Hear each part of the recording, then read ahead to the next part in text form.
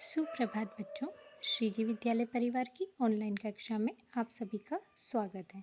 बच्चों, हम लंग लकार यानी कि भूतकाल पढ़ रहे हैं। अभी तक आपने लंग लकार भूतकाल के प्रथम पुरुष के कर्ताओं के लिए क्रिया को बनाना सीखा। उसके बाद मध्यम पुरुष के कर्ताओं के लिए क्रियाओं का रूप बनाना सीखा। आज हम लंग लकार उत्तम पुरुष के लिए क्रियाओं के रूप बनाना सीखेंगे। बच्चों, लकार के अनुसार संक्षिप्त रूप अलग अलग होते हैं, ये आपको अच्छे से स्पष्ट है। और लेकिन उसमें भी पुरुष और वचन के अनुसार भी संक्षिप्त रूप भिन्न भिन्न होते हैं। तो आज अपन उत्तम पुरुष के संक्षिप्त रूपों का अध्ययन करेंगे। उन्हें धातुओं के साथ कैसे जोड़ा जाता है, रूप कैसे बनता है, इस चीज़ को हम आज सीखेंगे। बच्चों, जैसा कि आपको यहाँ पर स्पष्ट हो रहा होगा कि ये जो लंग लकार है इसका मतलब भूतकाल होता है ना, पास्ट, जो बीत चुका है ना। उत्तम पुरुष का मतलब होता है थर्ड पर्सन। ध्यान रखना कि ये आपके अंग्रेजी भाषा का फर्स्ट पर्सन होता है। इस चीज़ को अच्छे से रिमाइंडर रखना। उत्तम पुरुष यानी कि थर्ड पर्सन, है ना। उत्तम पुरुष का जो कर्ता होता है बच्चों, वो संस्कृत भाषा के अस्मत् सर्वनाम शब्द को रिप्रेजेंट करता है। ये जो अस्मत् सर्वनाम शब्द होता है बच्चों, ये उभयलिंगी होता है। ये जो उभयलिंग शब्द मैंने लिख रखा है, ये 6 में आपको ध्यान हो तो पार्ट 5 और 6 जब हमने पढ़ा था, 6 और 7 जब हमने पढ़ा था, तो उसके अंदर मैंने आपको उभयलिंग शब्द का अर्थ बताया था। उभयलिंग का अर्थ होता है बच्चों कि जिसमें कर्ताओं के रूप लिंग के अनुसार नहीं बदलते हैं, यानी कि स्त्रीलिंग पुल्लिंग में रूप एक जैसा रहता है, उसे उभयलिंग कहते हैं। क्यों? क्योंकि जैसे बच्चों आप जानते हो कि संस्कृत भाषा के जो सर्वनाम शब्द होते हैं ना, उनके रूप एक ही सर्वनाम शब्द के रूप लिंग के अनुसार अलग अलग चलते हैं, लेकिन केवल 2 सर्वनाम शब्द ऐसे होते हैं जो उभयलिंगी होते हैं, है ना। आपको याद हो तो मैंने नालायक सर्वनाम शब्द के नाम से आपको समझाया था 6 में, वही है ना। तो जो पहला नालायक सर्वनाम होता है वो तो होता है मध्यम पुरुष, है ना, सेकंड पर्सन यू, यानी कि ये लिंग के अनुसार अपने रूप नहीं बदलता है। उसके बाद होता है थर्ड पर्सन, ये अस्मत् सर्वनाम शब्द जो मैं अभी आपको समझा रही हूँ, या जिसके लिए अभी हम क्रियाओं के रूप भूतकाल में बनाना हम सीखेंगे, है ना। तो ये जो अस्मत् सर्वनाम शब्द होता है, ये नालायक सर्वनाम शब्द में आता है। क्यों? क्योंकि ये लिंग के अनुसार अपना रूप नहीं बदलता है। बाकी सारे सर्वनाम शब्द जो हैं लिंग के अनुसार अपने रूप अलग अलग लिए रहते हैं। तो अब इसका जब एक वचन का रूप हम बनाते हैं बच्चों, तो अहम, संस्कृत भाषा में उसके लिए अहम शब्द आता है ना। हिंदी में आप मैं बोलते हैं, अंग्रेजी भाषा में आई। द्विवचन में आता है आवाम, मैंने म अनुस्वार के रूप में ऊपर लिख रखा है बच्चों, आवाम, है ना। तो इसका उच्चारण होगा आवाम, और इसका हिंदी अर्थ क्या होता है? हम दोनों। अंग्रेजी भाषा में वी बोथ का यूज़ आप करते हैं। उसके बाद इसी का बहुवचन का रूप होगा वयम। अनुस्वार यहाँ भी ऊपर लगा हुआ है तो इसे वयम बोलेंगे, ठीक है। वयम, वयम का हिंदी अर्थ होगा हम सब। अंग्रेजी भाषा में वी ऑल, यानी कि अस्मत् सर्वनाम शब्द का सिंगुलर का रूप होता है अहम, ड्यूअल फॉर्म का रूप होता है आवाम, और प्लूरल फॉर्म का रूप होता है वयम, है ना। तो ये हमारे इसके कर्ता हो गए। अब इनके लिए हम क्रियाओं के रूप बनाना सीखेंगे। उससे पहले एक चीज़ और समझ लेते हैं कि जैसे मैंने उत्तम पुरुष के बारे में आपको इतना बता दिया कि भाई उभयलिंगी होता है, अस्मत् सर्वनाम शब्द को रिप्रेजेंट करता है, एक वचन में अहम होता है, द्विवचन में आवाम होता है, बहुवचन में वयम होता है। लेकिन ये उत्तम पुरुष होता क्या है? हम किसको उत्तम पुरुष कहेंगे? तो बच्चों, जो बोलने वाला व्यक्ति होता है वो हमेशा उत्तम पुरुष होता है, यानी कि वक्ता, है ना। आपने सर्वनाम परिचय पार्ट 3-6 में पढ़ा था, वहाँ पे ये चीज़ बहुत अच्छे से आपको समझाई गई थी, है ना। तो जब व्यक्ति अपने विषय में बात कर रहा हो, यानी कि जो बोलने वाला व्यक्ति होता है, जैसे कि मैं बोल रही हूँ तो मैं उत्तम पुरुष हूँ।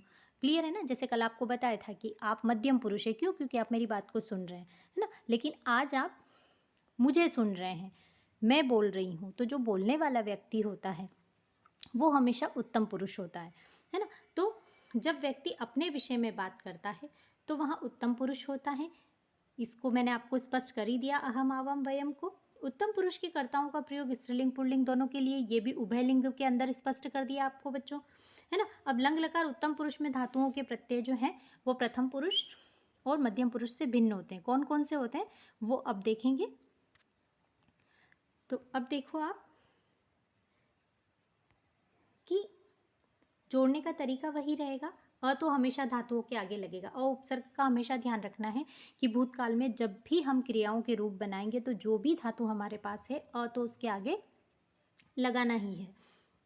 उसके बाद धातु के आगे अ लग जाएगा ऐसा कैसा, और अंत में अम जुड़ेगा। तो वापस आपको पता है कि अ की कोई मात्रा नहीं होती, ये जो है व्यंजन को पूर्ण कर देता है, धातु के अंतिम व्यंजन के या अंतिम वर्ण के अंदर मिलकर उसको पूर्ण कर देता है। तो रूप क्या बन गया, अपठम मैंने पढ़ा, अखादम मैंने खाया, अलिखम मैंने लिखा, अवदन अवदम मैंने बोला, है ना। भूतकाल में बीते हुए समय में क्रिया अपन कहते हैं मैं पढ़ चुका, मैं खा चुका, है ना, मैं सो चुका, तो वो रूप जो है लंग लकार में बनते हैं। तो वो तो हो गया एक वचन। जब हमारा कर्ता अहम नहीं होकर आवाम होता है ना, हम दोनों होता है, तो अ तो हमेशा धातु के आगे लगेगा ही सही, लेकिन संक्षिप्त रूप क्या जुड़ेगा, आव जुड़ेगा। तो आपको पता है कि आ मात्रा के रूप में व्यंजन के साथ लगता है। तो अब जब हम ये अ धातु में जोड़ेंगे, पठ धातु में, वद में, चल में, खाद में, हस में, खन में, शिप में, नए में, जो भी धातु हमारे पास है उसमें, है ना, तो उसके अंतिम वर्ण में आ की मात्रा लग जाएगी। यहाँ पर ठ आपको पठ धातु में जोड़ना बता रखा है, इसलिए आ की मात्रा ठ के अंदर लगेगी, है ना। तो रूप बन जाएगा अपठाव, आवाम अपठाव, हम दोनों ने पढ़ा, आवाम अखादाव, हम दोनों ने खाया, है ना। वयम आवाम अगच्छाव, हम दोनों गए, जो भी धातु है, आवाम अखनाव, हम दोनों ने खोदा, खन धातु का अर्थ खोदना होता है, आपको बता रखा है ना।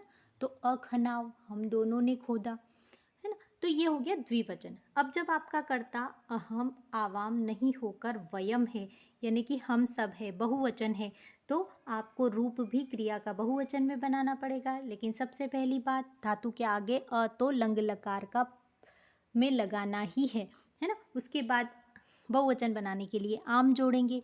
यहाँ भी संक्षिप्त रूप का पहला वर्ण आ है जो मात्रा के रूप में लगता है, तो ये धातु के अंतिम वर्ण में मात्रा में लग जाएगा।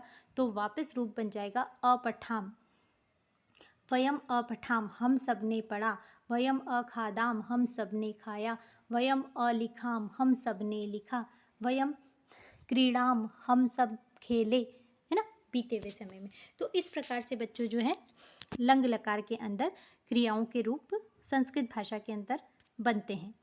यह चीज़ यानी कि इस हिसाब से जो है हमें लंग लकार में कंप्लीट रूप। अब देखो आप इनका संज्ञा शब्दों के साथ प्रयोग भी देख सकते हो। अहम विद्यालय अगच्छम, अहम यानी कि मैं, विद्यालय यानी कि विद्यालय को, अगच्छम मतलब गई। आवाम विद्यालयम अगच्छाओ, हम दोनों विद्यालय गए। वयम विद्यालय अगच्छाम, हम सब विद्यालय गए, है ना। फिर उसके बाद इसको देखें तो अहम वृक्षम अरोपयाम, है ना, अहम यानी कि मैं, वयम वृक्षम मतलब पेड़ को, अरोपयाम मतलब लगाया, मैंने पेड़ को लगाया। आवाम वृक्षो अरोपयाव, हम दोनों ने पेड़ों को लगाया। वयम वृक्षान अरोपयाम, हम सब ने पेड़ों को लगाया। तो इस तरीके से लंग लकार के अंदर जो है उत्तम पुरुष में क्रियाओं के रूप बनते हैं और उनका वाक्य में प्रयोग इस प्रकार से होता है। उम्मीद है आप सबको अच्छे से स्पष्ट हो गई होगी ये चीज़। Thank you.